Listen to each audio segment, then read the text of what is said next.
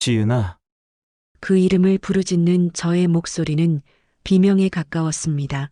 순백의 웨딩드레스를 입고 제단 앞에 서 있던 저의 딸 지은이가 허망하게 무너져 내렸습니다.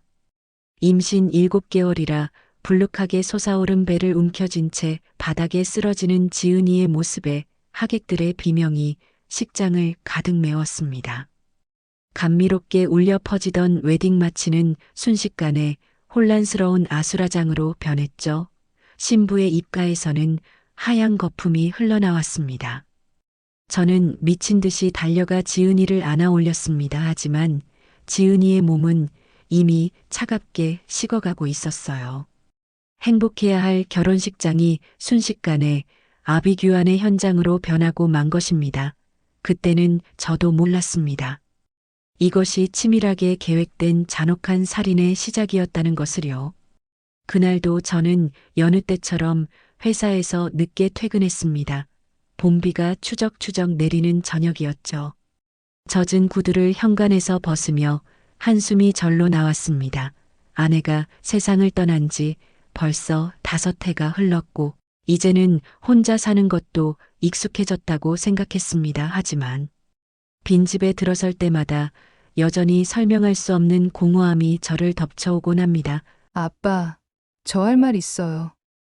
거실로 들어서자 지은이가 소파에 앉아 있었습니다. 평소와는 다르게 얼굴이 창백했고 손가락으로 계속 옷자락을 만지작거리는 모습이었어요.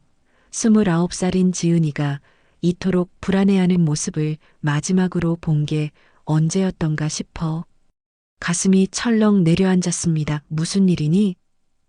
제가 맞은편에 앉자. 지은이는 한참을 말없이 바닥만 쳐다봤습니다. 입술을 깨물며 무언가 말하려다 멈추기를 반복하는 모습에 저는 더욱 불안해졌어요. 회사에서 무슨 일이 생긴 것인지 아니면 건강에 문제가 생긴 것인지 염려스러운 마음이었습니다. 아빠, 저 임신했어요. 순간 시간이 멈춘 것 같은 착각에 빠졌습니다. 제 귀를 의심했어요.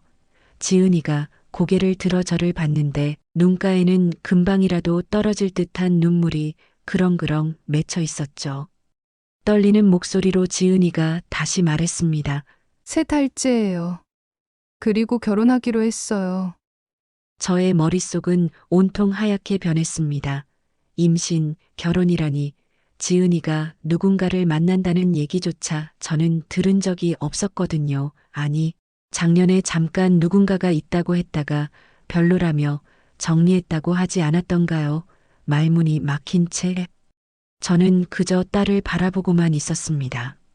상대가 누구니? 간신히 목소리를 쥐어짜 물었습니다. 지은이가 한숨을 쉬며 대답하더라고요. 강준혁이라는 사람이에요. 작년에 잠깐 얘기했던 거 기억하시죠? 저는 그제야 기억이 났습니다. 지은이가 회사 거래처에서 만난 남자라며 몇 번 언급했던 사람이었죠.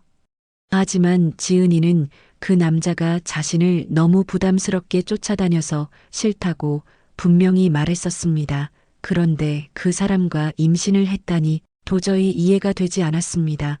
잠깐, 그 사람 아니라고 하지 않았니? 부담스럽다고. 제가 다시 묻자 지은이가 고개를 숙였습니다. 손가락이 더 빨리 옷자락을 만지작거렸죠. 무언가 숨기는 것이 분명했습니다. 사실은 작년 연말에 일이 힘들어서 술을 많이 마셨어요. 그날도 강준혁 씨가 또 찾아왔는데 거절하려다가 위로받고 싶어서 같이 마셨죠. 그리고 지은이는 말끝을 흐렸지만 무슨 일이 있었는지는 저는 충분히 짐작할 수 있었습니다. 분노가 치밀어 올랐어요. 딸이 취한 틈을 노렸다는 건가 싶은 마음에 주먹을 꽉 쥐었지만 애써 참았습니다. 지금 가장 중요한 것은 지은이의 마음을 다치게 하지 않는 것이었으니까요. 그래서 결혼하기로 한 거니? 제가 조심스럽게 물었습니다. 강준혁 씨가 책임지겠다고 해요. 아이니까 당연하다고. 저도 나이가 있고 혼자 키울 자신은 없어서. 지은이의 목소리에는 확신이 없었습니다. 사랑해서가 아니라 상황 때문에 결혼하는 것임을 저는 직감했죠. 가슴이 미어졌습니다.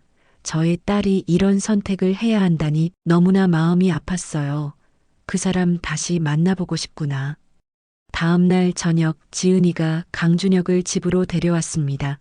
현관문이 열리고 낯선 남자가 들어왔을 때 첫인상부터 저는 뭔가 이상하다는 것을 느꼈습니다. 너무 말끔한 외모, 과도하게 반듯한 자세, 그리고 부자연스러울 정도로 완벽한 미소는 마치 잘 훈련된 영업사원 같아 보였죠. 안녕하십니까, 아버님. 강준혁입니다. 90도로 인사하는 모습은 정중했지만 왜인지 모르게 저에게는 소름이 돋았습니다. 악수를 나누며 강준혁의 눈을 봤는데 웃고 있는 입가와는 달리 눈동자는 차갑게 느껴졌어요. 계산적인 눈빛이었죠. 30년 넘게 사업을 하며 수많은 사람을 만났지만 이런 이질감을 느낀 것은 저에게는 처음이었습니다. 거실에 앉아 차를 마시며 대화를 나눴습니다. 강준혁은 막힘없이 자신을 소개했어요. 35살 무역회사 과장, 연봉 6천만 원, 강남에 전세 10억 원짜리 아파트 보유라고 말했습니다. 스펙만 보면 나쁘지 않았죠. 하지만 말하는 내내 강준혁의 시선이 저의 얼굴과 거실 곳곳을 스캔하듯 훑는 것이 느껴졌어요. 저의 집 살림살이를 가늠하는 것 같았습니다. 지은 씨를 정말 사랑합니다. 책임지고 행복하게 해드리겠습니다. 강준혁의 말투는 유창했지만 감정은 전혀 느껴지지 않았습니다. 마치 대본을 읽는 것만 같았죠. 특히 사랑한다는 말을 할 때 더욱 그랬습니다. 텅 빈 울림이었어요. 1년 동안 지은이를 쫓아다녔다고 들었습니다만 제가 단도직입적으로 물었습니다. 순간 강준혁의 표정이 미세하게 굳었다가 곧 다시 미소를 지었어요. 처음 봤을 때부터 운명이라고 느꼈습니다. 거절당해도 포기할 수 없었어요.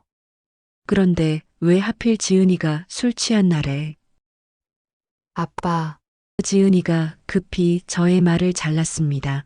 얼굴이 빨개진 채 저를 노려봤죠. 강준혁은 여전히 미소를 유지했지만 그의 손가락이 미세하게 떨리는 것을 저는 똑똑히 봤습니다. 긴장하고 있었어요. 왜일까 하는 의문이 들었습니다. 죄송합니다, 아버님. 그날은 정말 제가 경솔했습니다. 하지만 결과적으로 지은 씨와 가정을 꾸리게 되어 오히려 감사하게 생각합니다. 감사하다고? 저의 딸을 임신시켜 놓고 감사하다는 말에 다시 분노가 치밀었지만 꼭 참았습니다.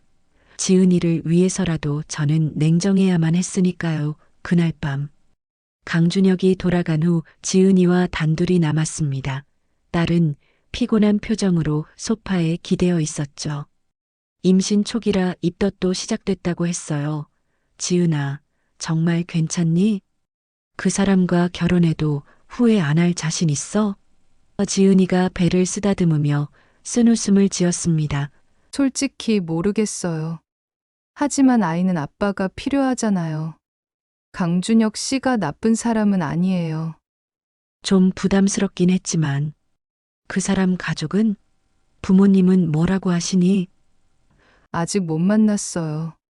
부산에 계신데요. 조만간 인사드리러 가기로 했어요. 부산이라니 확인하기 어려운 거리였죠. 뭔가 석연치 않았지만 저는 더 캐물을 수는 없었습니다.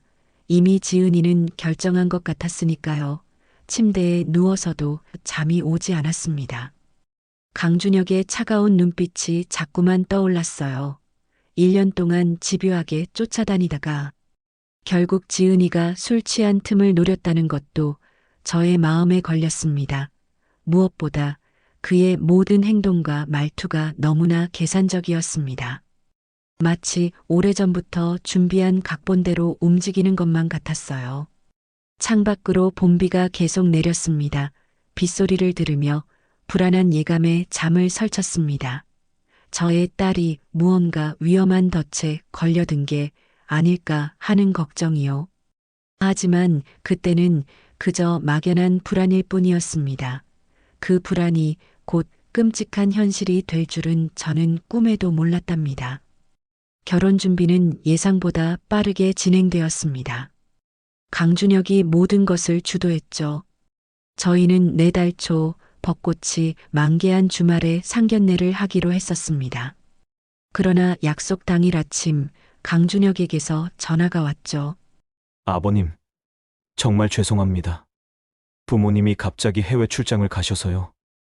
수화기 너머로 들리는 그의 목소리는 너무나 침착했습니다.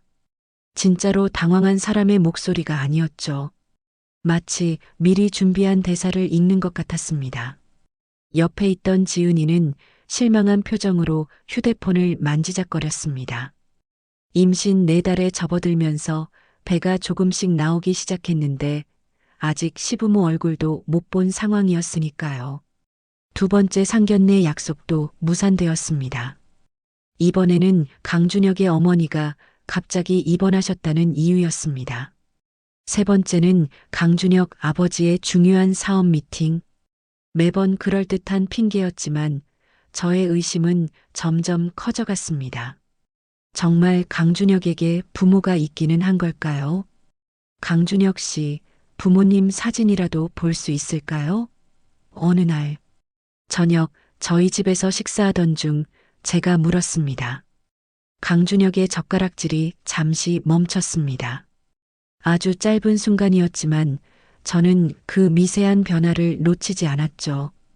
그는 곧 미소를 지으며 휴대폰을 꺼냈습니다. 아, 제 폰에는 사진이 별로 없네요. 부모님이 사진 찍는 걸 싫어하셔서요. 변명이 구차했습니다. 요즘 시대에 부모님 사진 한 장 없다는 게 말이 되나요? 하지만 지은이가 불편해하는 게 보여서 더 추궁하지 못했어요. 제 딸의 마음을 상하게 하고 싶지 않았으니까요. 더 놀라운 일은 그 다음이었습니다. 강준혁이 갑자기 보험 이야기를 꺼낸 것이었죠. 디저트로 과일을 먹던 중이었는데 그는 마치 날씨 얘기하듯 자연스럽게 말했습니다. 지은 씨, 우리 서로를 위해 보험 하나씩 들어두면 어떨까요? 지은이가 의아한 표정을 지었습니다. 저도 마찬가지였죠.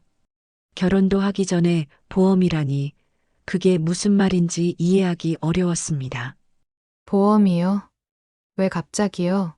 지은이가 물었습니다. 아기도 있고 혹시 모를 일에 대비해야죠. 요즘 젊은 부부들은 다 그래요. 강준혁의 설명은 유창했습니다. 서로를 수익자로 하는 생명보험, 상해보험, 질병보험까지 보장 내역을 줄줄 읊는 모습이 마치 보험 설계사 같았습니다. 특히 보험 금액을 말할 때는 눈빛이 번뜩였죠. 5억 정도면 적당할 것 같은데요. 5억이요? 지은이가 놀라서 되물었습니다. 저도 속으로 경악했어요. 신혼부부가 들기에는 터무니없이 큰 금액이었으니까요. 네, 아기 교육비도 생각해야 하고요. 물론 저도 똑같이 들 거예요. 서로에 대한 책임감의 표현이라고 생각하시면 돼요. 그의 말은 그럴듯했지만 저는 불안감을 느꼈습니다. 왜 그렇게 거액의 보험을 고집하는 걸까요? 게다가 여러 보험사에 분산해서 가입하자는 것도 이상했습니다. 마치 한 번에 큰 돈이 들어오는 것을 피하려는 것처럼 무언가 숨겨진 의도가 있는 것이 분명해 보였습니다. 며칠 후 더욱 기가 막힌 일이 벌어졌습니다. 강준혁이 혼인신고를 서두르자고 한 것이었죠. 5월 결혼식을 앞두고 있었는데 굳이 4달에 먼저 혼인신고를 하자는 것이었습니다. 왜 그렇게 급하게요? 제가 묻자 강준혁은 또 그 특유의 미소를 지었습니다. 이제는 그 미소가 보기만 해도 불쾌했어요. 세금 혜택도 있고 법적으로 가족이 되면 여러모로 편리해요. 특히 아기가 태어날 때도요. 논리적인 설명이었지만 뭔가 다른 의도가 숨어 있는 것 같았습니다. 하지만 지은이는 이미 강준혁의 말에 설득당한 듯 했습니다. 배가 불러오면서 불안해하던 차에 법적인 보호를 받고 싶었던 모양이었죠. 딸의 불안한 마음을 이용하려는 것처럼 느껴져 속이 상했습니다. 그날 밤 저는 오랜 친구 민우에게 전화를 걸었습니다. 경찰에서 은퇴한 후 사설 탐정 일을 하고 있는 그에게 강준혁의 신상을 조사해 달라고 부탁했어요. 강준혁, 35세, 무역회사 과장이라. 알았어. 한번 알아볼게. 민우는 흔쾌히 승낙해 주었습니다. 일주일 후 민우가 저를 찾아왔습니다. 그의 표정이 심상치 않았어요. 서류 봉투를 건네며 그가 말했습니다. 이상해. 이 사람 기록이 너무 깨끗해. 깨끗하다는 게 무슨 뜻이야? 제가 되물었습니다. 말 그대로야. 너무 완벽해서 오히려 수상해. 5년 전 기록부터만 있어. 그 이전은 아무것도 없어. 5년 전 그때부터 강준혁이라는 사람이 존재하기 시작했다는 것이었습니다. 학교 기록은 있었지만 동창이나 친구는 찾을 수 없었고 직장 기록도 있었지만 동료들은 그를 잘 모른다고 했어요. 마치 유령 같은 존재였죠. 그리고 더 이상한 게 있어. 이 주소 봐. 민우가 가리킨 것은 강준혁의 주민등록 주소였습니다. 부산의 한 아파트였는데 실제로는 재개발로 2년 전에 이미 철거된 곳이었어요. 부모님이 산다던 그곳이 이미 사라진 건물이었던 겁니다. 제 심장이 쿵쾅거렸습니다. 저의 직감이 맞았다는 확신이 들었어요. 강준혁은 뭔가를 숨기고 있었고 그것도 아주 큰 것을요. 하지만 확실한 증거 없이 지은이에게 말할 수는 없었습니다. 임신한 딸에게 불필요한 충격을 줄 수는 없었으니까요. 그러던 어느 날 강준혁과 단둘이 마주칠 기회가 생겼습니다. 지은이가 병원 검진을 받는 동안 병원 카페에서 기다리고 있었죠. 커피를 마시며 마주 앉은 강준혁의 얼굴이 평소와 달랐습니다. 지은이가 없으니 마치 가면을 벗은 듯한 표정이었어요. 아버님, 혹시 저를 조사하고 계신 건 아니죠? 강준혁은 돌직구를 날렸습니다.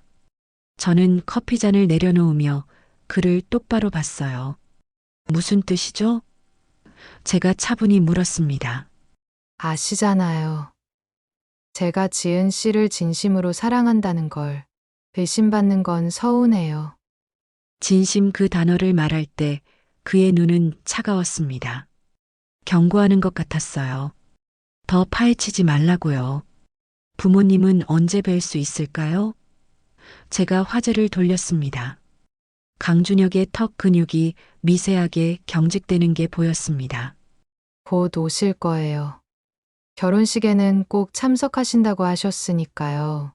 연락처라도 알 수 있을까요? 사돈이 될 사이인데. 강준혁은 여전히 미소를 짓고 있었지만 그의 목소리에는 날이 서 있었습니다. 아버님, 때가 되면 다 만나실 거예요. 너무 서두르지 마세요. 더 이상 묻지 말라는 노골적인 경고였죠. 하지만 저는 물러설 수 없었습니다. 제 딸이 위험할 수도 있었으니까요. 집으로 돌아오는 차 안에서 지은이가 행복한 표정으로 초음파 사진을 보고 있었습니다. 뱃속의 아기는 건강하게 자라고 있었어요. 그런 딸을 보며 저는 결심했습니다. 무슨 일이 있어도 지은이와 아기를 지켜야 한다고. 설령 저의 의심이 틀렸다 해도 후회하는 것보다는 나았으니까요. 하지만 그때는 몰랐습니다. 이미 너무 늦었다는 것을요. 강준혁의 계획은 이미 막바지에 이르렀고 제 딸은 그 무서운 함정 속으로 깊이 빠져들고 있었다는 것을요. 그 사실을 깨닫기까지는 그리 오랜 시간이 걸리지 않을 것이었습니다. 5월 18일, 그날은 유난히 맑았습니다. 구름 한 점 없는 하늘이 마치 저희 딸의 행복을 축복이라도 내리는 듯 했죠. 하지만 저의 가슴 속에는 여전히 불안감이 가득했습니다. 호텔 대기실 거울 앞에서 넥타이를 매만지며 저는 복잡한 심경을 감추려 애썼습니다. 거울 속 제 얼굴은 평소보다 훨씬 더 굳어 있었습니다. 주름은 깊어졌고 눈빛은 초조함으로 가득했죠. 저의 딸 지은이가 들어왔습니다. 순백의 웨딩드레스를 입은 딸의 모습에 저는 숨이 멎는 것 같았습니다. 임신 8개월 차라 배가 제법 나왔지만 특별 제작한 드레스가 그것마저도 아름답게 감싸주고 있었습니다. 강준혁이 아기가 태어나기 전에 엄마의 가장 아름다운 모습을 봐야 한다며 결혼식을 서둘렀죠. 그 말이 그럴듯하게 들렸지만 지금 생각해보면 다른 이유가 있었던 것 같습니다. 지은이가 조심스럽게 돌아 물었습니다. 아빠, 저 어때요? 만삭에 가까운 몸으로도 행복해 보이려 애쓰는 딸의 모습이 안쓰러웠습니다. 우리 딸이 제일 예쁘지. 손주도 이렇게 예쁜 엄마를 봐서 좋겠구나. 저는 억지로 미소를 지으며 말했습니다. 사실 마음 한구석에는 여전히 불안감이 도사리고 있었지만 오늘만큼은 딸을 위해 감춰야 했습니다. 아빠, 강준혁 씨 부모님 오셨대요. 아까 인사드렸는데 정말 좋은 분들이시더라고요. 지은이의 말에 저는 조금 놀랐습니다.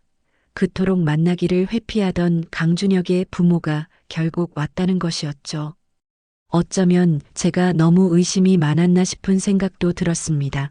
식장으로 가는 길에 신랑 측 대기실에 들렀습니다. 60대 후반으로 보이는 품이 있는 노부부가 앉아 있었습니다. 은발의 여성은 우아한 미소를 짓고 있었고 백발의 남성은 위험 있게 보였습니다. 강준혁이 그들을 소개했습니다. 아버님, 저희 부모님이십니다. 저는 정중히 인사를 했습니다. 강준혁의 어머니라는 분이 제 손을 잡으며 말했죠. 지은 씨 같은 며느리를 맡게 되어 정말 기쁩니다. 곧 증손주도 보게 되고 정말 감사합니다. 목소리는 따뜻했지만 왠지 모르게 어색한 느낌이 들었습니다. 손도 이상하게 차가웠어요. 하지만 그때는 긴장 때문이라고 생각했죠. 적어도 부모가 나타난 것만으로도 저는 안심이 되었으니까요. 식장은 200명이 넘는 하객들로 가득했습니다. 대부분 저희 쪽 친척들과 지은이 친구들이었죠. 신랑 측 하객은 30명 정도였는데 강준혁의 부모 외에는 죄다 낯선 얼굴들이었습니다. 웨딩 마치가 울려 퍼졌습니다. 지은이와 함께 레드카펫을 걸으며 저는 딸의 무거운 걸음걸이가 신경 쓰였습니다. 임신 8개월의 결혼식이라니 보통은 출산으로 미루거나 간소하게 진행하는 편인데 강준혁은 이상하리만큼 성대한 결혼식을 고집했죠. 단상에서 기다리는 강준혁의 모습은 완벽했습니다. 흐트러짐 없는 자세와 미소, 그리고 단정한 복장까지 한치의 오차도 없는 마치 조각상 같았다고 할까요? 제가 지은이의 손을 강준혁에게 넘겨주는 순간 저는 그의 눈빛에서 묘한 긴장감을 포착했습니다. 기쁨이나 감동이 아닌 마치 중요한 거래를 성공시킨 사람 같은 안도감이었죠. 그 섬뜩한 안도감이 제 가슴을 짓눌렀습니다. 주례사가 시작되고 15분쯤 지났을까요? 지은이의 표정이 갑자기 일그러졌습니다. 처음에는 오래 서 있어서 힘든가 싶었어요. 임신 후기라 그럴 수도 있으니까요 하지만 이마에 송골송골 맺히는 땀방울이 예사롭지 않았습니다. 지은이가 배를 움켜잡았습니다. 얼굴이 하얗게 질려가는 것이 멀리서도 보였어요. 입술이 파르르 떨리기 시작했죠. 신음소리가 마이크를 타고 식장에 울려 퍼졌습니다. 순간 식장 안의 술렁임이 커졌습니다. 저는 벌떡 일어났습니다. 본능적으로 뭔가 크게 잘못되었다는 것을 알았습니다. 지은이가 무릎을 꺾었습니다. 강준혁이 재빨리 그녀를 붙잡으려 했지만 이미 지은이는 의식을 잃어가고 있었습니다. 그리고 다음 순간 제 딸이 바닥으로 쓰러졌습니다. 불룩한 배를 감싼 채로 말이죠, 지은아. 저는 미친 듯이 달려갔습니다. 하객들이 비명을 지르며 일어섰고 누군가는 구급차를 부르라고 소리쳤습니다. 하지만 제 눈에는 오직 바닥에 쓰러진 딸만 보였습니다. 지은이를 조심스럽게 안아 올렸습니다. 만삭의 몸이 축 늘어졌어요. 눈은 반쯤 감겨 있었고 입가에는 하얀 거품이 맺혔죠. 저는 떨리는 손으로 딸의 맥박을 짚었습니다. 희미하게 뛰고 있었지만 점점 약해지고 있었습니다. 지은아, 아빠야. 정신 차려. 희미하게 눈꺼풀이 떨렸습니다. 지은이가 간신히 눈을 떴습니다. 초점 없는 눈동자가 저를 찾아 헤맸죠. 입술이 미세하게 움직였습니다. 저는 귀를 바짝 대었습니다. 아빠, 뭔가 이상해요. 아침에 준혁 씨가 비타민이라고. 말을 끝맺지 못했습니다. 지은이의 눈이 스르르 감겼습니다. 동시에 배를 움켜쥐며 고통스러운 표정을 지었죠. 뱃속의 아이도 위험하다는 신호였습니다. 구급차가 도착했습니다. 들것에 지은이를 옮기는 동안 저는 강준혁을 봤습니다. 놀랍게도 강준혁은 너무나 침착했습니다. 땀 한 방울 흘리지 않고 구급대원들에게 지은이의 상태를 설명하고 있었습니다. 마치 미리 준비한 것처럼 말이죠. 임신 8개월이고 평소 빈혈이 있었습니다. 오늘 아침에 임신부 비타민을 복용했고요. 비타민. 지은이가 마지막으로 한 말이 떠올랐습니다. 저는 강준혁의 팔을 잡았습니다. 그 비타민 도대체 뭘 준 거야? 강준혁이 당황한 표정을 지었습니다. 하지만 그것도 잠시 곧 걱정스러운 표정으로 바뀌었죠. 병원에서 처방받은 거예요. 철분제랑 엽산이요. 왜 그러십니까? 구급대원이 서두르라고 재촉했습니다. 저는 할 수 없이 구급차에 올랐습니다. 강준혁도 타려고 했지만 저는 막았습니다. 당신은 오지 마시오. 하객들 정리나 하고 있어요. 차가운 제 목소리에 강준혁의 표정이 굳어졌습니다. 하지만 이상하게도 반박하지 않았어요. 오히려 순순히 물러났죠. 병원까지 가는 내내 의료진이 지은이에게 응급처치를 했습니다. 산소 마스크를 씌우고 링거를 꽂고 태아 심박수를 체크했죠. 모니터에서 들리는 아이의 심장 소리가 점점 약해지고 있었습니다. 아이가 위험합니다. 응급 제왕절개를 해야 할 것 같습니다. 구급대원의 말에 제 가슴이 무너져 내렸습니다. 지은이의 손을 꼭 잡으며 기도했습니다.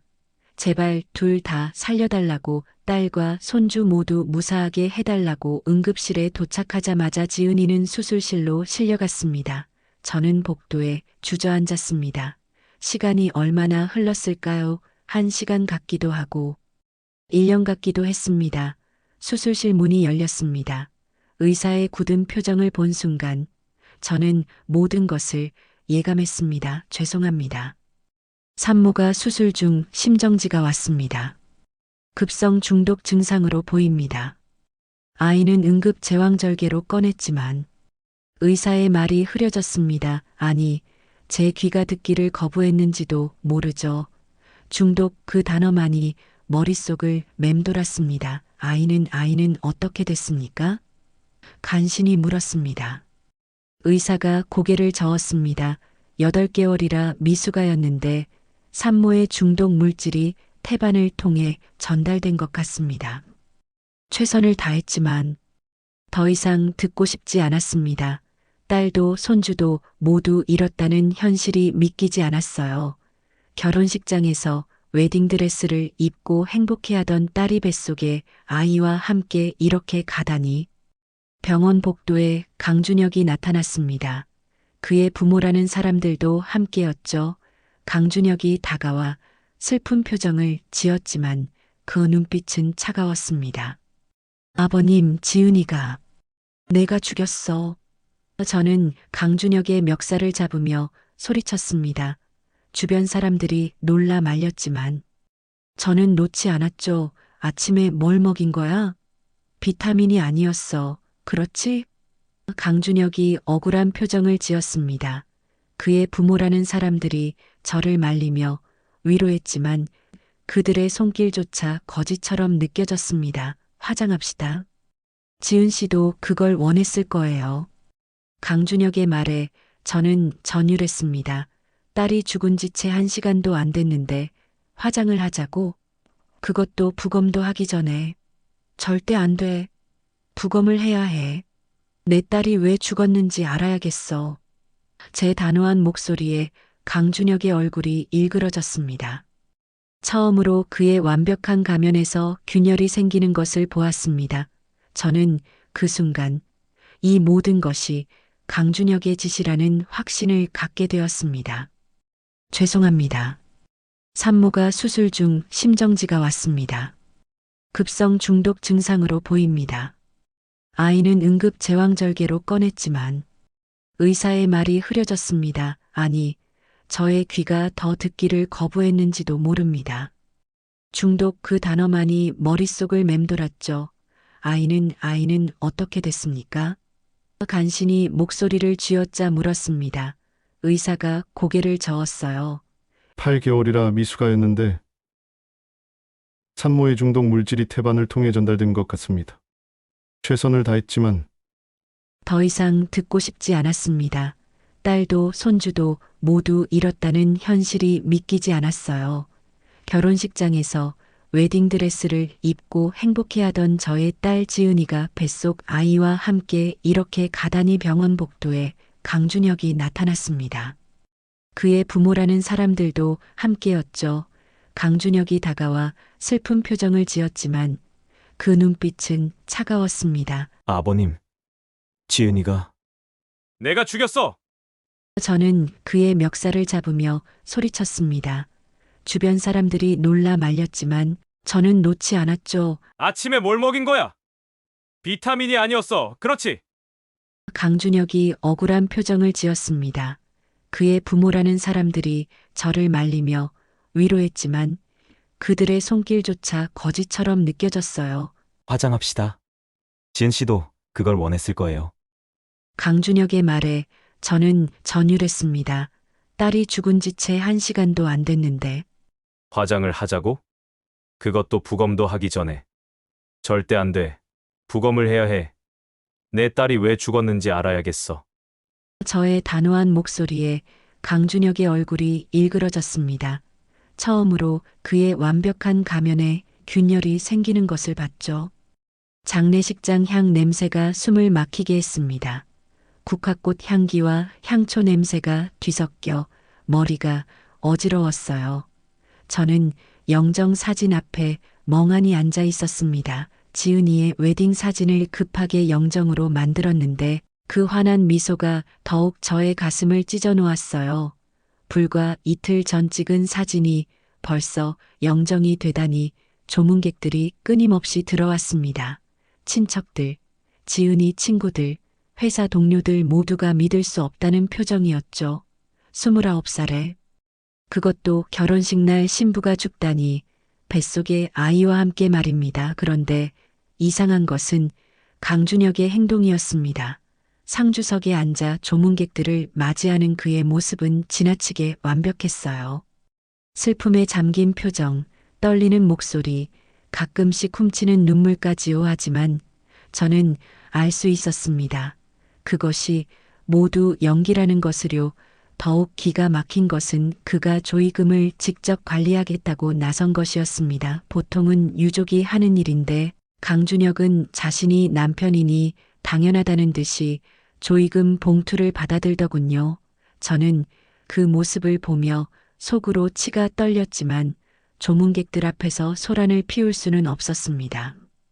조문객이 뜸해진 새벽 2시경, 저는 밖으로 나가 담배를 피웠습니다. 금연한 지 10년이 넘었지만 딸을 잃은 충격에 다시 담배를 찾게 되었죠. 쓴 연기가 폐를 채웠지만 가슴의 통증은 조금도 줄어들지 않았습니다. 그때 강준혁의 목소리가 들렸습니다. 장례식장 뒤편에서 누군가와 통화하는 것 같았어요. 저는 본능적으로 숨을 죽이고 귀를 기울였습니다. 네, 계획대로 됐습니다. 이제 보험금만 받으면 심장이 멎는 것 같았습니다. 계획대로 보험금 그 단어들에 저는 온몸이 떨렸어요. 떨리는 손으로 휴대폰을 꺼내 녹음을 시작했습니다. 하지만 강준혁의 목소리는 곧 멀어졌고 더 이상 들리지 않았습니다. 다시 빈소로 돌아온 저는 강준혁을 뚫어지게 바라봤습니다.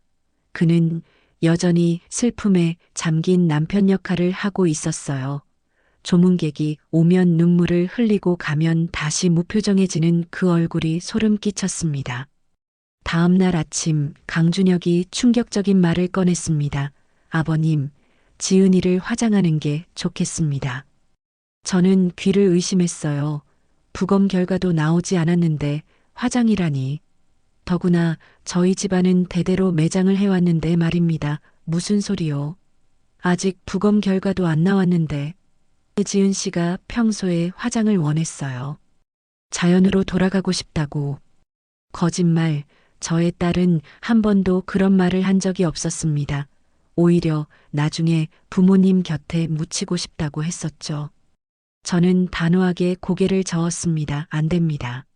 부검 결과가 나올 때까지는 절대 안 돼요. 강준혁의 눈빛이 차가워졌습니다. 하지만 곧 슬픈 표정을 지으며 고개를 숙였죠. 알겠습니다. 아버님 뜻을 따르겠습니다. 너무 쉽게 물러서는 것이 오히려 더 의심스러웠습니다. 무언가 다른 수를 준비하고 있는 것 같았어요. 그날 오후 보험회사에서 전화가 왔습니다. 저는 복도로 나가 전화를 받았죠. 박정민 님이시죠? 고 박지은 님의 보험금 지급 관련해서 연락드렸습니다. 보험금이요? 무슨 보험 말입니까? 네, 박지은 님께서 한 달 전에 저희 회사 생명보험에 가입하셨는데요. 보험금이 5억 원입니다. 수익자가 배우자 강준혁 님으로 되어 있네요. 5억? 그 금액에 저는 현기증을 느꼈습니다. 한 달 전이면 정확히 혼인 신고를 한 직후였죠. 보험회사 직원이 계속 말했습니다. 그런데 가입 후 이렇게 빨리 사고가 나서 저희도 조사를 좀 해봐야 할 것 같습니다. 조사요? 네, 이런 경우는 보험 사기 가능성도 있어서요. 특히 사망 원인이 중독이라고 하셔서 혹시 경찰 조사 결과나 부검 결과가 나오면 저희에게도 알려주시면 감사하겠습니다. 전화를 끊고 저는 다리에 힘이 풀려 벽에 기댔습니다. 5억이라니 지은이가 그런 거액의 보험을 들었다는 것도 그것을 저에게 숨겼다는 것도 충격이었죠. 아니, 정확히는 강준혁이 들게 한 것이겠지만요. 빈소로 돌아가니 강준혁이 누군가와 또 통화를 하고 있었습니다. 이번에는 숨기지도 않고 대놓고 했죠. 네, 엄마 괜찮아요. 아버님이 화장을 반대하셔서. 네, 알겠습니다, 엄마. 그가 끊고 나서 저는 물었습니다. 어머니와 통화했소? 네, 미국에서 걱정하고 계셔서요. 오시고 싶어 하시는데 건강이 안 좋으셔서. 또 그 핑계였습니다. 저는 문득 결혼식장에서 본 그의 부모가 떠올랐어요.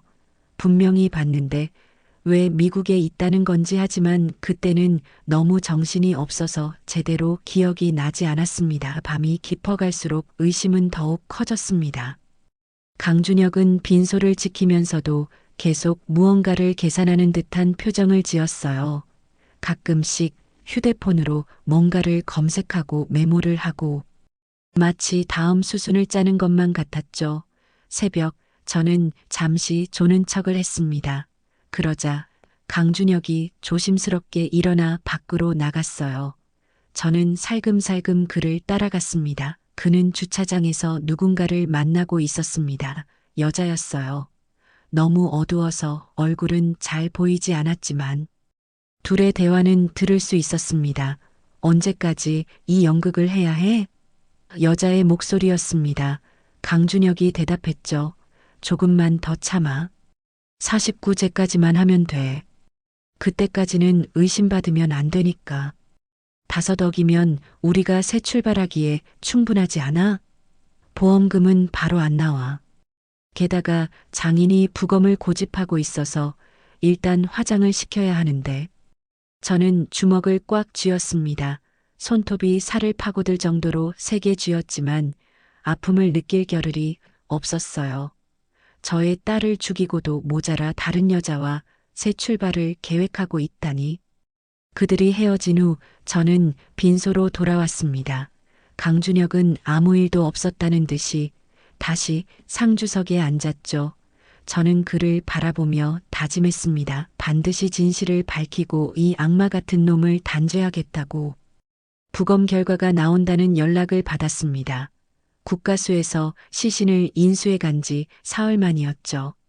저는 강준혁과 함께 결과를 들으러 갔습니다. 가는 내내 강준혁은 초조해 보였습니다. 평소의 침착함은 온데간데 없이 계속 손가락으로 무릎을 두드리더군요. 담장 의사가 부검 결과를 설명했습니다. 사인은 급성 시아나칼륨 중독입니다. 치사량의 청산가리가 검출되었어요. 청산가리. 그 단어에 저는 온몸이 얼어붙는 것 같았습니다. 제 딸이 독살당했다는 확실한 증거였죠. 의사가 계속 말했습니다. 복용 시간은 사망 2~3시간 전으로 추정됩니다. 아마 아침 식사 때 섭취한 것 같은데 음식이나 약에 섞여 있었을 가능성이 큽니다. 저는 강준혁을 돌아봤습니다. 그의 얼굴은 창백해져 있었어요. 하지만 곧 슬픈 표정을 지으며 말했죠. 어떻게 이런 일이. 지은이가 왜? 그 연기가 역겨웠습니다. 저는 그의 멱살을 잡고 싶었지만 참았습니다. 아직은 때가 아니었으니까요. 확실한 증거를 더 잡아야 했습니다. 병원을 나오며 강준혁이 말했습니다. 이제 경찰 조사를 받아야겠네요. 누가 지은이를 죽였는지 꼭 밝혀야 합니다. 그 뻔뻔한 모습에 저는 속으로 다짐했습니다. 그래, 꼭 밝혀지고 말 거다. 내가 내 딸을 죽였다는 것을. 그리고 너는 반드시 그 대가를 치르게 될 거라고. 장례를 치른 지 일주일이 지났습니다.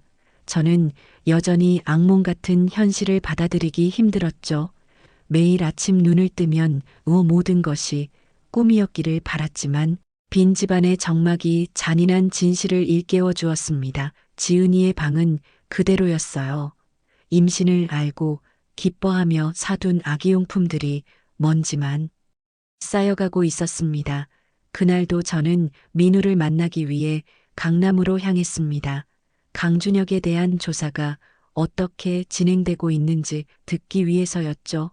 약속 시간보다 일찍 도착한 저는 근처 호텔 로비에서 기다리기로 했습니다. 그런데 그곳에서 믿을 수 없는 광경을 목격하게 되었어요. 호텔 2층 연회장에서는 결혼식이 한창이었습니다.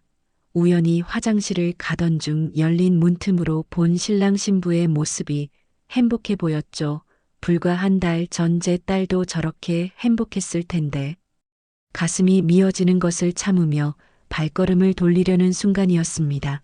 아이고, 우리 며느리가 참 예쁘구먼. 익숙한 목소리에 저는 걸음을 멈췄습니다. 돌아보니 화려한 한복을 입은 여성이 젊은 여자와 대화를 나누고 있었어요. 그 얼굴을 본 순간 저는 심장이 멎는 것 같았습니다. 강준혁의 어머니였어요. 분명 미국에 있다던 그 사람이 여기서 뭐라는 거지. 저는 본능적으로 기둥 뒤에 몸을 숨기고 그들을 지켜봤습니다.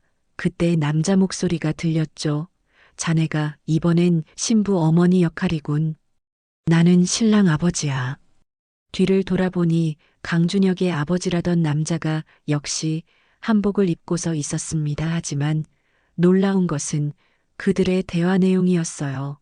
오늘은 대사가 좀 많네. 우리 아들이 좋은 며느리를 만나서 다행이다.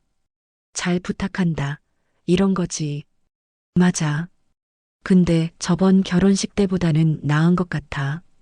그때는 신랑이 좀 이상했잖아. 뭐였더라? 최태연. 최태연 그 이름이 나왔을 때 저는 주먹을 꽉 쥐었습니다. 온몸에 소름이 돋았어요. 이 사람들은 연기자였던 겁니다. 제 딸의 결혼식에 와서 강준혁의 부모 행세를 했던 것이죠. 아, 맞아. 그 신부가 결혼식 도중에 쓰러졌다며? 뉴스에서 봤어. 여자가 혀를 차며 말했습니다. 참 안 됐지. 그런데 우리가 뭐 어쩌겠어. 돈 받고 하는 일인데. 하루에 50만 원씩 주는데 마다할 이유가 있나? 저는 떨리는 손으로 휴대폰을 꺼내 그들의 모습을 동영상으로 찍기 시작했습니다. 증거를 남겨야 한다는 생각뿐이었죠. 두 사람은 곧 연회장 안으로 들어갔고 저는 그들을 따라갔습니다. 결혼식장 안에서 그들은 완벽한 부모 역할을 했어요. 하객들과 인사를 나누고 축의금을 받고 심지어 눈물까지 흘렸죠. 그 모습을 보며 저는 구역질이 날 것 같았습니다. 제 딸의 결혼식에서도 저렇게 연기했겠구나. 저는 그들의 따뜻한 말에 속아 안심했었는데 1시간쯤 지났을까요? 결혼식이 끝나고 그들이 밖으로 나왔습니다. 저는 조심스럽게 뒤를 따랐죠. 주차장에서 그들은 한복을 벗고 평상복으로 갈아입었습니다. 그리고 놀랍게도 바로 옆 호텔로 향했어요. 그곳에서도 결혼식이 있는 모양이었습니다. 빨리 가자. 3시에 또 있잖아. 남자가 서두르며 말했습니다. 하루에 여러 결혼식을 돌며 가짜 부모 노릇을 하는 거였어요. 저는 그들이 들어간 호텔 이름을 메모하고 민우에게 전화를 걸었습니다. 민우야, 지금 당장 와줄 수 있어? 놀라운 걸 발견했어. 30분 후 민우와 만난 저는 찍어둔 동영상을 보여줬습니다. 민우의 표정이 점점 굳어졌죠. 이 사람들이 강준혁의 부모라고? 그래. 결혼식 때 분명히 봤어. 근데 연기자였던 거야. 돈 받고 부모 노릇을 하는. 민우가 한숨을 쉬며 말했습니다. 이런 에이전시가 있다는 얘기는 들었어. 상견례나 결혼식에 갈 부모가 없는 사람들을 위해서. 그런데 설마 살인범이 이용할 줄은. 저는 그 호텔들의 결혼식 일정을 확인해 봤습니다. 놀랍게도 한 달에 수십 건의 결혼식이 있었고 그중 상당수가 부모 대행을 이용한다는 소문이 있었죠. 민우가 수소문 끝에 그 에이전시의 연락처를 알아냈습니다. 다음 날 저는 가명으로 그 에이전시에 연락했습니다. 부모님이 돌아가셔서 결혼식에 대신 와줄 사람이 필요하다고 했죠. 상담원은 친절하게 설명했습니다. 하루에 50만 원이고요. 상견례는 30만 원입니다. 연기 경력이 있는 분들이라 자연스러우실 거예요. 혹시 강준혁이라는 분도 이용했나요? 순간 정적이 흘렀습니다. 상담원이 경계하는 목소리로 물었죠. 고객 정보는 말씀드릴 수 없는데요. 누구신지. 저는 전화를 끊었습니다. 하지만 그 짧은 침묵이 모든 것을 말해주고 있었어요. 민우가 며칠 더 조사한 결과 충격적인 사실들이 드러났습니다. 그 연기자들은 최근 3년간 강준혁의 결혼식에 3번이나 참석했다는 것이었죠. 매번 다른 신부였지만 신랑은 항상 강준혁이었습니다. 정민아, 이거 완전히 계획적인 연쇄 범죄야. 가족이 없다고 속이고 가짜 부모까지 동원해서 신부 측을 안심시킨 다음 민우의 말을 들으며 저는 온몸이 떨렸습니다. 제 딸이 얼마나 교묘한 함정에 빠졌는지 이제야 깨달았어요. 강준혁은 처음부터 지은이를 목표로 삼고 접근했던 겁니다. 1년간의 구애도 헌신적인 모습도 모두 계산된 연기였죠. 그날 밤 저는 지은이의 일기장을 다시 펼쳤습니다. 강준혁과의 만남에 대한 기록을 찾기 위해서였죠. 그리고 충격적인 구절을 발견했습니다. 강준혁 씨가 부모님이 미국에 계신데 어릴 때 부모님이 이혼하셔서 혼자 자랐다고. 그래서 가족의 따뜻함을 늘 그리워했다고 한다. 나랑 결혼하면 정말 행복한 가정을 만들고 싶다고. 왠지 마음이 아팠다. 강준혁은 지은이의 동정심을 이용했던 겁니다. 불쌍한 과거를 꾸며내고 외로운 남자를 연기하며 지은이의 마음을 녹였던 거죠. 그리고 임신이라는 약점을 잡자마자 결혼을 서둘렀고 가짜 부모까지 동원해 완벽한 신랑을 연출했습니다. 저는 주먹으로 책상을 내리쳤습니다. 분노가 치밀어 올라 견딜 수가 없었어요. 하지만 동시에 더 큰 두려움이 엄습했습니다. 이렇게 치밀한 놈을 과연 법으로 처벌할 수 있을까요? 연기자들의 신원을 확인하려 했지만 쉽지 않았습니다. 에이전 씨는 개인정보 보호를 이유로 협조하지 않았고, 연기자들도 돈만 받고 한 일이라 강준혁의 개인정보는 전혀 모른다고 했죠. 하지만 저는 포기할 수 없었습니다. 이 퍼즐의 조각들을 하나씩 맞춰가다 보면 반드시 강준혁의 정체를 밝힐 수 있을 거라 믿었어요. 무엇보다 제 딸과 손주의 원을 풀어줘야 했으니까요. 부검 결과가 나온 후 경찰 조사가 본격적으로 시작되었습니다. 청산가리라는 명백한 독극물이 검출되었으니 이제는 단순한 사고가 아닌 살인 사건이 된 것이었죠. 하지만 강준혁의 대응은 놀라울 정도로 침착했습니다. 마치 이런 상황까지도 예상했다는 듯이 경찰서 조사실에서 저는 강준혁과 마주 앉아 있었습니다. 형사가 저희 사이에 앉아 질문을 시작했죠. 강준혁은 검은 정장을 입고 단정하게 앉아 있었는데 그 모습이 오히려 소름 끼쳤습니다. 아내를 독살한 혐의를 받는 사람치고는 너무나 태연했으니까요. 강준혁 씨, 결혼식 당일 아침에 부인 지은 씨에게 뭘 드렸습니까? 형사의 질문에 강준혁은 슬픈 표정을 지으며 대답했습니다. 임신부 종합 비타민이요. 매일 아침 먹던 거였습니다. 병원에서 처방받은 거예요. 어느 병원인지 알 수 있을까요? 강남 S 산부인과입니다. 처방전도 있어요. 강준혁이 준비해 온 서류를 꺼냈습니다. 깔끔하게 정리된 처방전과 약 봉투까지. 형사가 서류를 검토하는 동안 저는 강준혁의 표정을 살폈어요. 눈 하나 깜빡이지 않는 그 침착함이 더욱 의심스러웠죠. 조사가 끝난 후 저는 곧바로 그 산부인과로 향했습니다.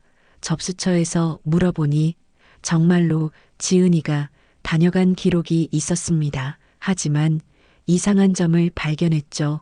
강준혁이 경찰에 제출한 처방전에는 일반적인 엽산과 철분제 외에 다른 약이 추가되어 있었던 것입니다. 저는 떨리는 손으로 휴대폰 사진을 확인했습니다. 분명히 달랐어요. 강준혁이 처방전을 위조한 것이었죠. 하지만 이미 원본은 경찰에 제출된 상태였고 제가 찍어둔 사진만으로는 증거가 부족했습니다.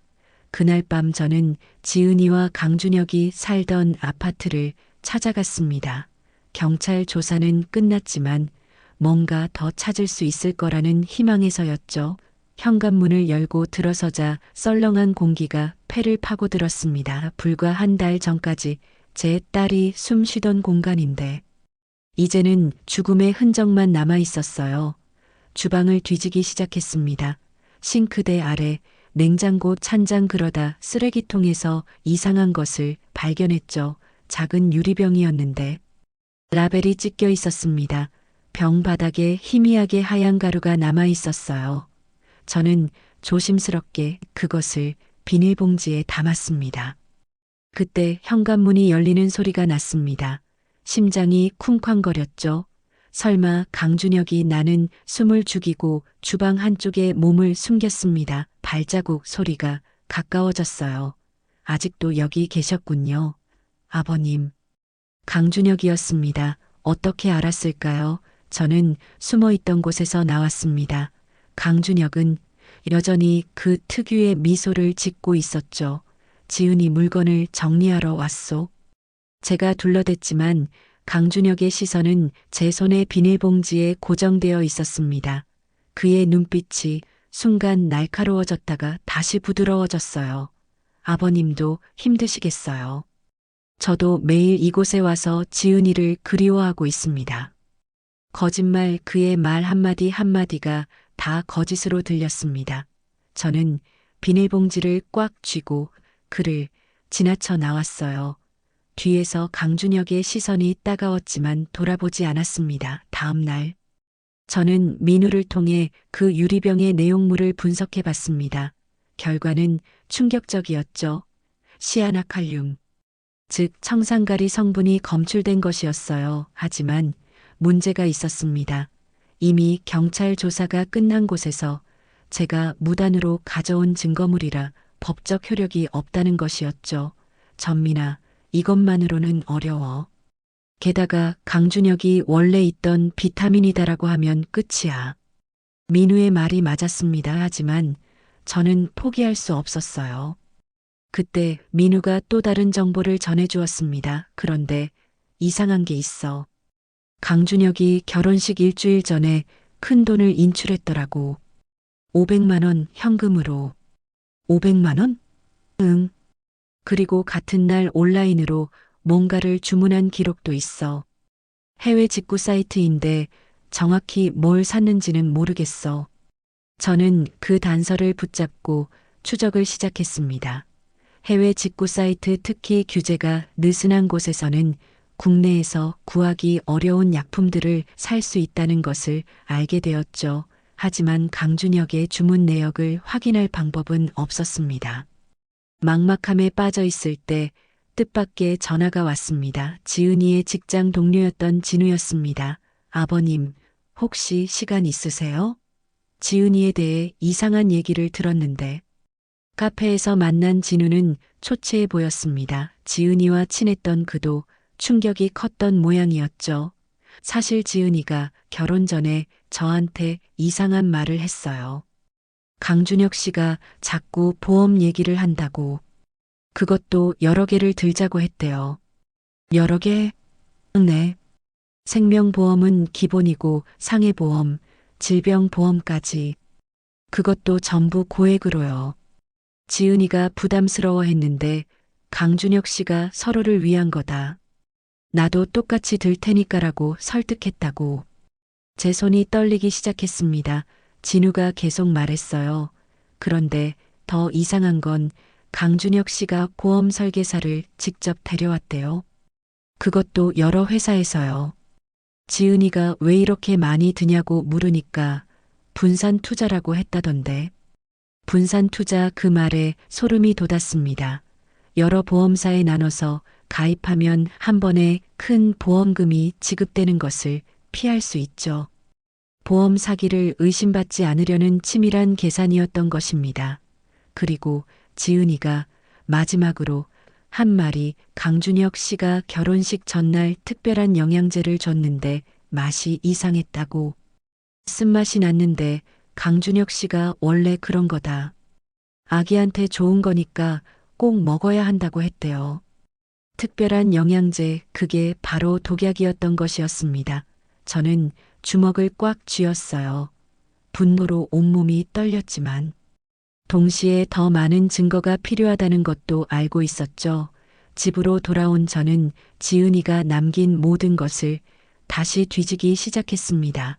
휴대폰, 노트북, 일기장, 그러다 지은이의 이메일에서 충격적인 것을 발견했어요. 강준혁이 보낸 메일이었는데 제목은 우리 아기를 위한 최고의 선물이었습니다. 메일을 열어보니 링크가 하나 있었죠. 해외 건강식품 사이트였어요. 그리고 강준혁이 추천한 제품들 목록이 있었는데 그중 하나가 수상했습니다. 천연 미네랄 파우더라고 되어 있었지만 성분 표시가 모호했어요. 저는 그 제품을 검색해 봤습니다. 그리고 충격적인 사실을 발견했죠. 그 사이트는 이미 폐쇄되었고 판매자는 여러 차례 사기 혐의로 고발된 전력이 있었습니다. 특히 가짜 건강식품에 유독 물질을 섞어 판매했다는 의혹도 있었어요. 증거가 하나둘 모이고 있었습니다. 하지만 결정적인 것이 부족했죠. 강준혁이 직접 독약을 구매했다는 증거. 그리고 그것을 지은이에게 먹였다는 확실한 증거가 필요했습니다. 저는 다시 한번 다짐했습니다. 반드시 강준혁의 죄를 밝혀내고 제 딸과 손주의 원수를 갚겠다고. 만약 법이 그를 처벌하지 못한다면 제가 직접 심판을 내릴 각오도 되어 있었죠. 민우의 사무실은 담배 연기로 자욱했습니다. 책상 위에는 서류 더미가 산처럼 쌓여 있었고 컴퓨터 모니터 여러 대가 동시에 켜져 있었죠. 민우가 피곤한 얼굴로 저를 맞이했습니다. 일주일 동안 밤을 새워가며 조사한 흔적이 역력했어요. 정민아, 앉아. 찾아낸 게 있어. 민우가 건넨 서류를 받아든 순간 저는 손이 떨리기 시작했습니다. 첫 장에는 사진이 한 장 있었는데 강준혁의 얼굴이었지만 이름은 달랐어요. 이도진이라고 적혀 있었죠. 최태현은 가명이야. 진짜 이름은 이도진, 37살. 5년 전에 개명했더라고. 개명 그것부터가 수상했습니다. 민우가 다음 장을 넘기라고 손짓했어요. 거기에는 더욱 충격적인 내용이 있었습니다. 첫 번째 결혼. 2019년 3월 박세미와 결혼. 같은 해 8월경 급성 심장마비로 사망. 사망보험금 2억 원. 저는 숨이 막혔습니다. 민우가 담배를 깊게 빨아들이며 말을 이었죠. 박세미 씨는 평소 건강했대. 마라톤을 즐길 정도로. 그런데 결혼 5개월 만에 갑자기 심장마비라니. 두 번째 페이지. 2020년 11월 한민아와 결혼. 2021년 4월 한민아 교통사고로 사망. 사망보험금 3억 원. 교통사고? 설마. 맞아. 수상해. 새벽에 혼자 운전하다가 가드레일을 들이받았대. 그런데 목격자도 없고 블랙박스도 고장이었다고 해. 세 번째 페이지를 넘기는 제 손은 이미 부들부들 떨리고 있었습니다. 2022년 6월 오혜린과 결혼. 2022년 12월 오혜린 음독자살. 사망보험금 4억 원. 자살이라고? 제 목소리가 갈라졌습니다. 민우가 고개를 저으며 설명했어요. 유서가 있었대. 우울증 치료를 받고 있었다고. 그런데 이상한 건 결혼 전까지는 우울증 기록이 전혀 없었다는 거야. 그리고 마지막 페이지. 2024년 5월 박지은과 결혼. 결혼식 당일 청산가리 중독으로 사망. 사망보험금 5억 원. 4명의 여성 모두 20대 후반에서 30대 초반, 모두 결혼 후 6개월 이내에 사망. 그리고 점점 늘어나는 보험금 2억, 3억, 4억, 5억. 저는 서류를 내려놓고 머리를 감쌌습니다. 현기증이 났어요. 제 딸이 4번째 희생자였다니. 그것도 가장 많은 보험금을 노린 이놈은 연쇄살인범이야. 민우가 무거운 목소리로 말했습니다. 그런데 더 기가 막힌 게 있어. 이 여자들의 공통점을 찾았는데. 민우가 노트북을 돌려 보여줬습니다. 화면에는 4명의 여성 사진이 나란히 있었어요. 저는 숨을 들이켰습니다. 놀랍도록 비슷했던 것이죠. 긴 생머리, 갸름한 얼굴형, 순한 인상. 마치 한 사람을 4번 그린 것 같았습니다. 외모뿐만 아니야. 모두 부모님이 한 분만 계시거나 일찍 돌아가신 경우야. 형제자매도 없거나 사이가 멀고. 그리고 민우가 잠시 말을 멈추고 저를 봤습니다. 그 눈빛에서 저는 더 충격적인 사실이 있다는 것을 알았죠. 뭐야, 말해. 모두 임신 중이었어. 심장이 멎는 것 같았습니다. 4명 모두. 민우가 고개를 끄덕였어요. 박세미 씨는 임신 3개월, 한민아 씨는 4개월, 오혜린 씨는 5개월, 그리고 지은이는 7개월. 제가 간신히 말했습니다. 점점 임신 횟수가 늘어났다는 것도 소름 끼쳤어요. 마치 실험이라도 하는 것처럼 민우가 담배를 비벼 끄며 말했습니다. 이놈은 철저히 타깃을 정해. 가족이 많지 않아서 보호받기 어려운 여성, 순하고 의심을 잘 안 하는 성격, 그리고 임신으로 약해진 상태. 완벽한 먹잇감이지. 저는 주먹을 쥐었습니다. 손톱이 살을 파고들었지만 아픔을 느낄 수 없었어요. 분노가 모든 감각을 마비시켰으니까요. 민우가 건넨 사진을 보는 순간 저는 다시 한번 충격에 빠지고 말았습니다. 윤서연, 32살, 강남의 한 대학병원 내과 전문의였죠. 단정한 흰 가운을 입은 그녀의 모습은 영락없이 저의 딸 지은이와 닮아 있었습니다. 같은 긴 생머리, 같은 갸름한 얼굴형, 같은 순한 눈매였습니다. 강준혁이 또다시 똑같은 타입의 여성을 노리고 있었던 것이죠. 언제부터 만났대? 저의 목소리가 떨려 나왔습니다. 민우가 담배를 피우며 대답했습니다. 작년 12월부터. 지은이가 죽기 5개월 전이야. 5개월 전, 그러니까 강준혁은 이미 지은이와 결혼을 준비하면서도 다음 목표물을 물색하고 있었다는 거였습니다. 그 치밀함에 온몸에 소름이 돋았어요. 민우가 또 다른 서류를 꺼냈습니다. 더 충격적인 게 있어. 윤서연 씨도 이미 보험에 가입했더라고. 그것도 3개나. 보험 증서 사본을 확인하니 총 보험금은 7억 원이었습니다. 2억에서 3억, 4억, 5억, 그리고 이제는 7억으로 점점 금액이 커지고 있었죠. 수익자는 당연히 강준혁이었습니다. 결혼 예정일은 2달 후라고 했습니다. 그리고 민우가 잠시 말을 멈췄습니다. 그의 표정이 심각해졌어요. 윤서연 씨도 임신했어. 2개월째. 또다시 똑같은 패턴이었습니다. 임신한 여성을 노리는 이 악마 같은 놈을. 이번에는 반드시 막아야 했습니다. 5번째 희생자가 나오기 전에요. 윤서현 씨 연락처를 알 수 있을까? 정민아, 무슨 생각이야? 섣불리 접근했다가. 그냥 보고만 있을 수는 없어. 경고라도 해야지. 민우는 한숨을 쉬며 메모지를 건넸습니다. 병원 연락처와 근무 시간이 적혀 있었습니다. 다음 날 오후 저는 윤서연이 근무하는 병원을 찾았습니다. 진료가 끝나는 시간을 기다려 병원 카페에서 그녀를 기다렸죠. 오후 6시 흰 가운을 벗고 나온 윤서연의 모습을 보니 가슴이 미어졌습니다. 정말 지은이를 보는 것 같았으니까요. 윤서연 선생님. 제가 조심스럽게 불렀습니다. 그녀가 돌아봤을 때 저는 그 맑은 눈동자에서 지은이의 그림자를 봤어요. 순수하고 의심을 모르는 눈, 바로 강준혁이 노리는 그런 눈빛이었죠. 네.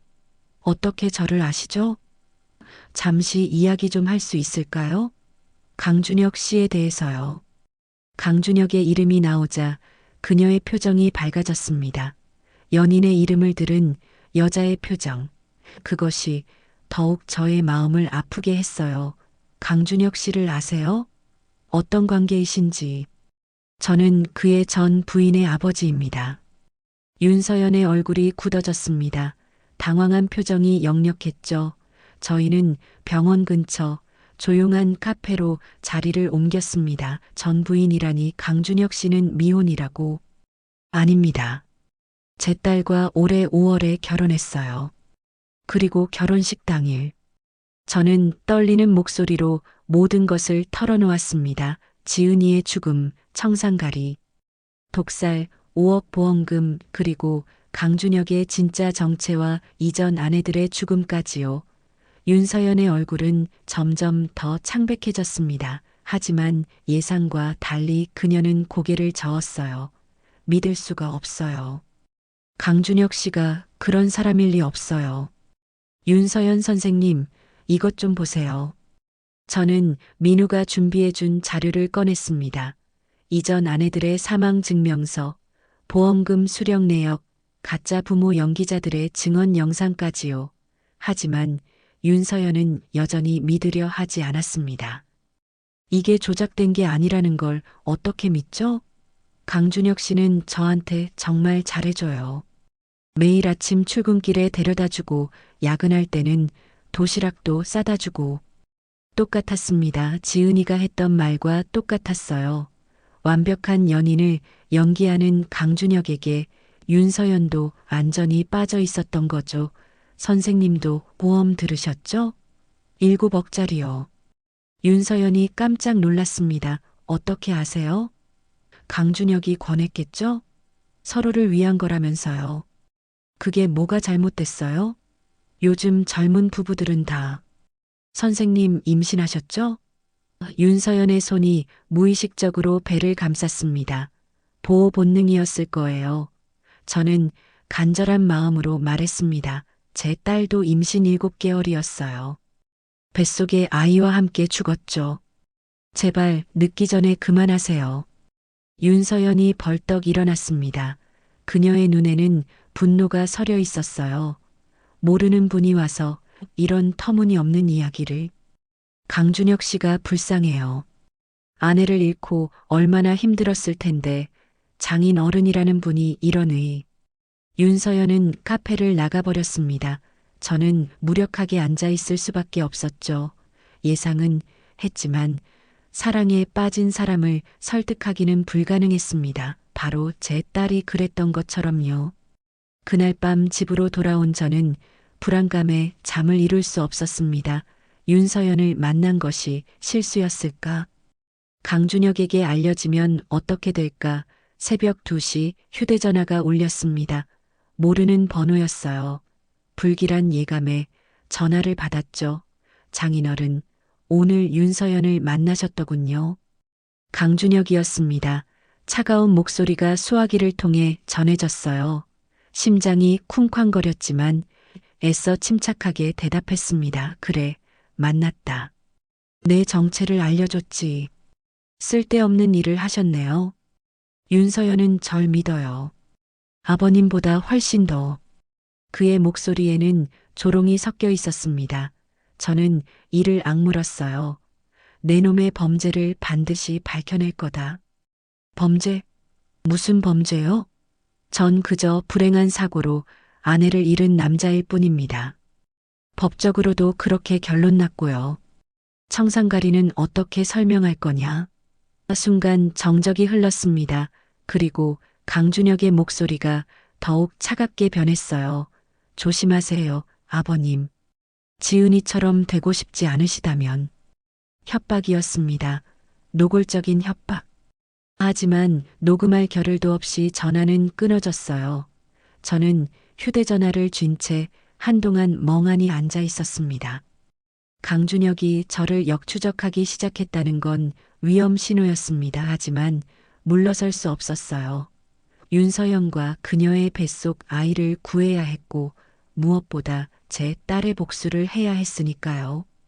다음 날부터 이상한 일들이 일어나기 시작했습니다. 집 앞에 검은 세단이 하루 종일 서 있었고 회사로 가는 길에도 누군가 따라오는 기분이 들었죠.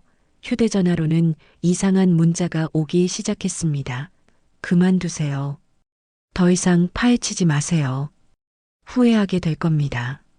하지만 저는 멈출 수 없었습니다. 아니, 멈추지 않았어요. 오히려 이런 협박이 강준혁의 불안감을 보여주는 것이라 생각했습니다. 그가 두려워하고 있다는 증거였으니까요. 저는 민우에게 연락해 신변 보호를 부탁했고 동시에 더 적극적으로 증거를 수집하기 시작했습니다. 시간이 얼마 남지 않았어요. 2달 후면 윤서연과 강준혁의 결혼식. 그 전에 반드시 모든 것을 끝내야 했습니다. 경찰서를 나오며 느낀 무력감은 말로 표현할 수 없었습니다. 담당 형사의 난감한 표정이 아직도 눈에 선했어요. 정황상 의심스럽지만 직접적인 증거가 부족하다는 그 한마디가 저의 가슴에 대모처럼 박혔죠. 강준혁이 얼마나 치밀하게 준비했는지 새삼 깨달았습니다. 법의 허점을 교묘하게 이용한 완벽한 범죄였습니다. 장마철 습한 공기가 폐를 짓눌렀습니다. 지은이가 떠난 지 2달, 저는 매일 같은 악몽에 시달렸어요. 웨딩드레스를 입은 채 쓰러지는 딸의 모습, 태어나지 못한 손주의 울음소리가 잠들 때마다 저를 괴롭혔죠. 하지만 무너질 수는 없었습니다. 법이 그를 처벌하지 못한다면 제가 직접 나서야 했으니까요. 오혜린 씨 어머니, 한미나 씨 아버지와 다시 만난 건 7월 초였습니다. 카페 구석자리에 마주 앉은 그녀의 얼굴은 여전히 슬픔에 잠겨 있었어요. 하지만 눈빛만은 달랐죠. 복수의 의지가 불타고 있었습니다. 박세미 씨 사촌 오빠와도 연락이 닿았어요. 그분도 누나의 죽음을 의심하고 계셨죠. 저의 휴대전화에는 4명의 전화번호가 적힌 메모가 있었습니다. 4명의 피해자, 그리고 그들의 가족들. 우리는 하나의 목적으로 뭉치기 시작했습니다. 첫 모임은 민우의 사무실에서 가졌어요. 담배 연기로 자욱한 공간에 저희 5명이 둘러앉았습니다. 각자의 사연을 나누며 눈물도 흘렸지만 결국 하나의 결론에 도달했죠. 우리가 직접 증거를 찾아 강준혁을 무너뜨려야 한다고요. 일단 24시간 감시가 필요합니다. 그의 모든 행동을 기록하고 결정적인 순간을 포착해야 해요. 민우가 지도를 펼치며 말했습니다. 강준혁이 윤서현과 함께 사는 아파트, 그가 다니는 회사, 자주 가는 장소들이 빨간 펜으로 표시되어 있었습니다. 저희는 교대로 감시 일정을 짰습니다. 한민아 씨. 아버지가 은퇴한 택시기사였던 게 큰 도움이 되었죠. 그의 차로 미행하기에 완벽했으니까요. 첫 감시에서 흥미로운 사실을 발견했습니다. 강준혁이 매주 목요일 오후에 강남의 한 오피스텔을 방문한다는 거였어요. 2~3시간 머물다 나오는데 그때마다 검은 가방을 들고 있었죠. 뭔가 수상했습니다. 그 오피스텔 403호 명의를 확인해 봤더니 이도진이라는 사람이에요. 민우의 말에 심장이 쿵 떨어졌습니다. 이도진, 강준혁의 진짜 이름이었죠. 그곳에 뭔가 비밀이 숨겨져 있을 거라는 확신이 들었어요. 한편 윤서연에게 접근하는 작전도 시작했습니다. 직접 만나는 건 이미 실패했으니 다른 방법을 써야 했죠. 오혜린 씨 어머니가 좋은 아이디어를 냈습니다. 병원에 환자로 가면 어떨까요? 내과 의사라고 했죠? 그렇게 해서 저는 고혈압 환자가 되어 윤서연의 진료를 받기 시작했습니다. 처음 몇 번은 그저 의사와 환자의 관계였어요. 하지만 점차 신뢰를 쌓아가며 사적인 대화도 나누게 되었죠. 그녀가 임신 4개월에 접어들었다는 것도 알게 되었습니다. 지은이와 같은 길을 가고 있었어요. 어느 날 진료실에서 혈압을 재던 중 그녀의 손목에 있는 멍을 발견했습니다. 옷으로 가리려 했지만 제 눈을 피할 수는 없었죠. 팔이 어떻게 된 겁니까? 아, 이거요? 제가 좀 덜렁대서 문에 부딪혔어요. 거짓말이었습니다. 의사의 손목에 저런 멍이 우연히 생길 리 없었죠. 누군가 잡은 자국이 분명했어요. 강준혁의 본색이 서서히 드러나고 있는 걸까요? 감시를 시작한 지 한 달째 결정적인 장면을 포착했습니다. 강준혁이 그 오피스텔에서 나오는데 함께 있던 사람이 놀랍게도 보험 설계사였어요. 한민아 씨.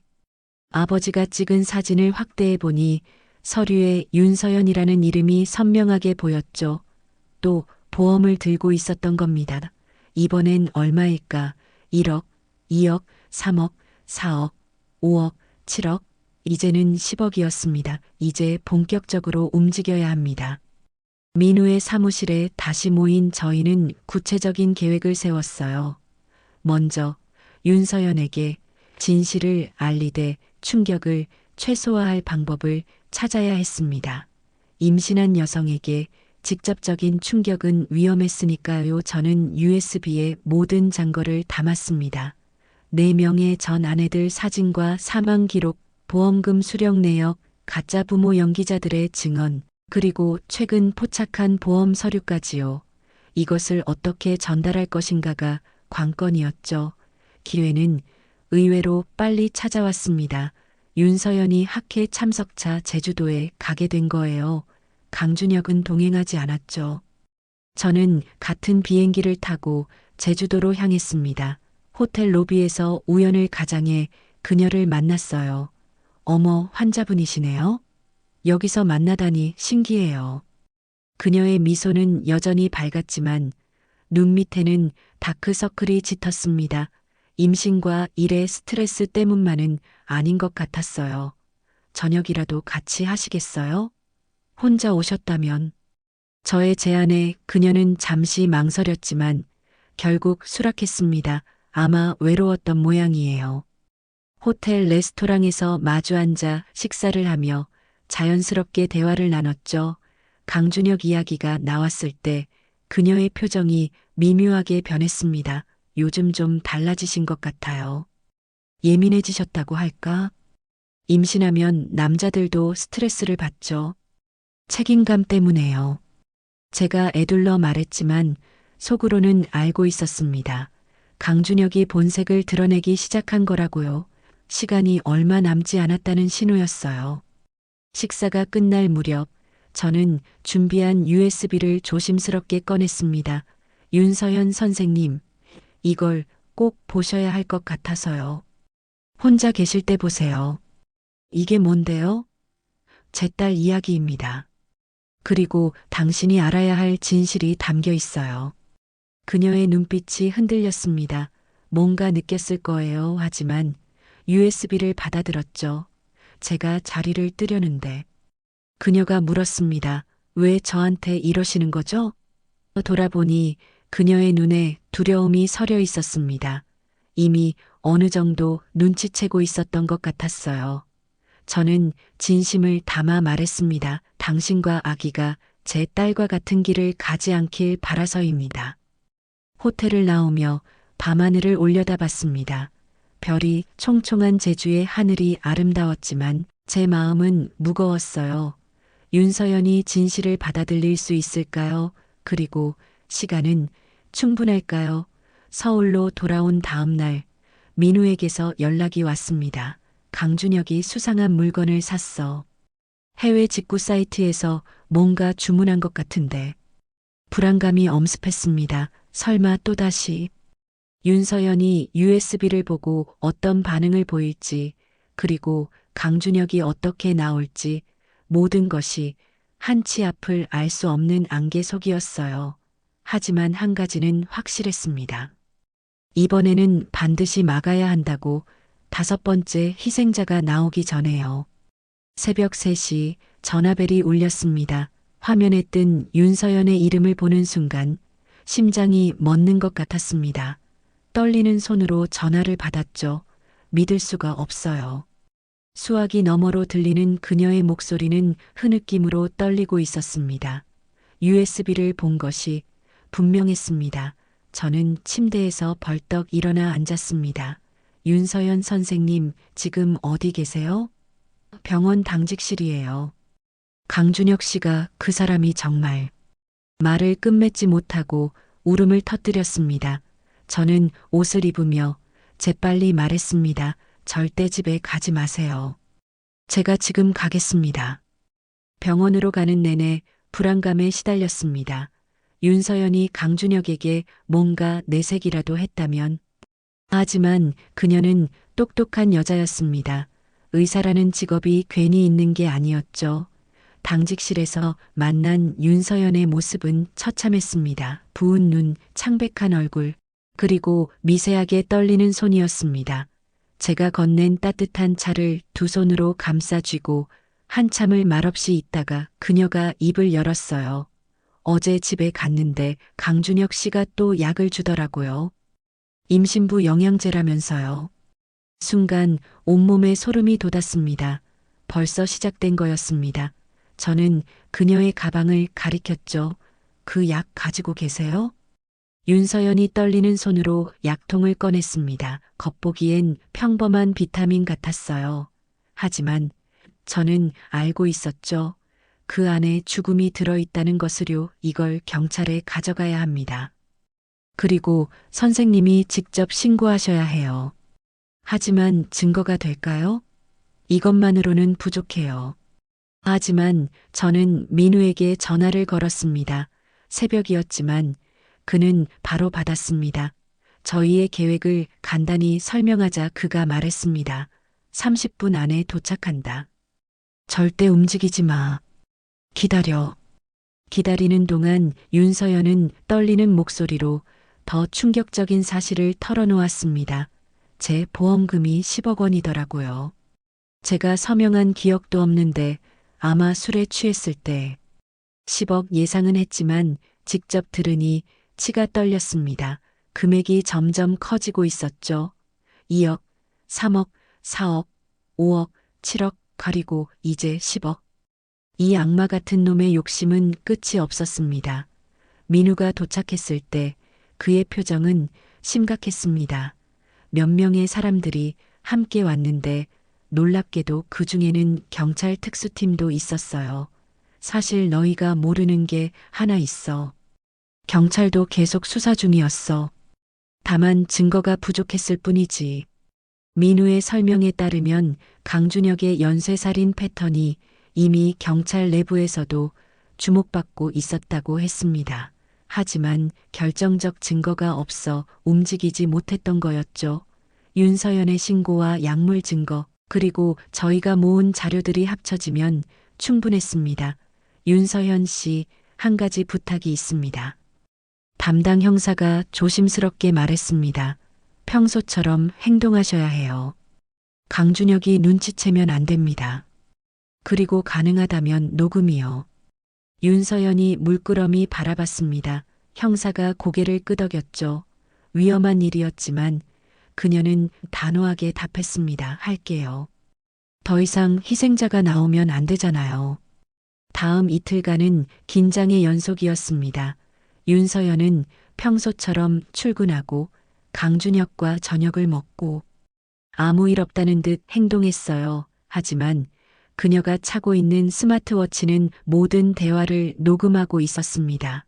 그리고 운명의 날이 왔습니다. 8월 15일 광복절. 윤서연이 강준혁과 함께 병원 정기 검진을 받기로 한 날이었어요. 저희는 병원 주변에 배치되어 있었고 경찰도 대기하고 있었죠. 오전 10시 강준혁과 윤서연이 병원에 도착했습니다. 저는 병원 카페에서 신문을 읽는 척하며 그들을 지켜봤어요. 강준혁은 여전히 다정한 남편 연기를 하고 있었지만 눈빛은 날카로웠죠. 뭔가 계획하고 있는 눈이었습니다. 검진이 끝난 후 예상치 못한 일이 벌어졌어요. 강준혁이 갑자기 윤서연을 데리고 병원을 나가려 한 거였죠. 계획이 없던 행동이었습니다. 무전기에서 긴급한 목소리가 들렸습니다. 목표물이 예정에 없던 이동을 한다. 모든 팀 대기. 하지만 윤서연이 기지를 발휘했습니다. 화장실에 가겠다며 시간을 벌었죠. 그 사이 저희는 재배치를 완료했어요. 그때였습니다. 강준혁이 주차장에서 누군가와 통화하는 모습이 포착된 거예요. 민우가 보낸 녹음 파일을 들어보니 충격적인 내용이었습니다. 오늘 끝낸다. 병원에서 사고로 위장하면 돼. 임신부가 계단에서 굴러떨어지는 건 흔한 일이니까. 심장이 쿵쾅거렸습니다. 오늘이었어요. 바로 오늘 윤서연을 죽이려는 거였습니다. 더는 기다릴 수 없었죠. 지금이다. 모든 팀 진입. 경찰이 일제히 움직였습니다. 저도 뛰었어요. 주차장으로, 강준혁이 있는 곳으로. 거기서 본 광경은 평생 잊을 수 없을 겁니다. 강준혁이 윤서연의 목을 조르고 있었던 것이죠. 화장실에서 나온 그녀를 주차장 구석으로 끌고 가서였습니다. 경찰이다. 손들어. 경찰의 외침에 강준혁의 손이 멈췄습니다. 그의 눈이 저와 마주쳤어요. 그 순간 그의 눈에서 본 것은 놀라움도 두려움도 아니었습니다. 분노였어요. 계획이 틀어진 것에 대한 순수한 분노였습니다. 체포되는 순간에도 강준혁은 웃고 있었습니다. 수갑이 채워지는 손목을 내려다보며 낮게 중얼거렸죠. 어차피 증거는 없어. 다 추측일 뿐이야. 하지만 그의 자신감은 오래가지 못했습니다. 경찰이 그의 오피스텔을 수색한 결과가 충격적이었으니까요. 그곳에서 발견된 것들은 상상을 초월했습니다. 여러 종류의 독약, 위조 서류들. 그리고 가장 충격적인 것은 타겟 리스트였습니다. 수첩에는 여성들의 사진과 정보가 빼곡했어요. 이미 죽은 4명에게는 빨간 X 표시가, 윤서연에게는 파란 동그라미가. 그리고 아직 이름을 모르는 여성 10명의 사진이 더 있었죠. 다음 타겟들이었습니다. 재판은 많은 관심 속에 진행되었습니다. 저는 매일 법정에 앉아 그 악마의 얼굴을 지켜봤어요. 증언대에 선 윤서연의 용기, 전 아내들의 가족이 흘리는 눈물, 그리고 마침내 내려진 판결, 피고인 강준혁에게 무기징역을 선고한다. 판사의 선고가 울려 퍼지는 순간 저는 지은이의 얼굴을 떠올렸습니다. 웨딩드레스를 입고 행복해하던 그 마지막 미소를요. 눈물이 흘렀습니다. 복수가 끝났다는 안도감과 여전히 딸을 되돌릴 수 없다는 슬픔이 뒤섞여서요. 재판이 끝난 후 저는 지은이와 손주가 잠든 곳을 찾았습니다. 가을 햇살이 따스하게 내리는 오후였어요. 묘비 앞에 꽃을 놓으며 속삭였죠. 지은아, 아빠가 약속 지켰어. 그놈은 이제 평생 감옥에서 나올 수 없어. 바람이 불어 꽃잎이 흩날렸습니다. 마치 지은이가 대답하는 것 같았어요. 오혜린 씨 어머니, 한미나 씨 아버지, 박세미 씨 사촌 오빠 그리고 살아남은 윤서영까지. 우리는 함께 해냈습니다. 하지만 가슴 한구석의 공허함은 여전했어요. 정의는 실현되었지만 제 딸은 돌아오지 않으니까요. 그래도 이제는 조금 숨을 쉴 수 있을 것 같았습니다. 더 이상의 희생자는 없을 테니까요. 묘지를 나서며 뒤를 돌아봤습니다. 석양에 물든 지은이의 묘비가 평화로워 보였습니다. 이제야 편히 잠들 수 있겠지.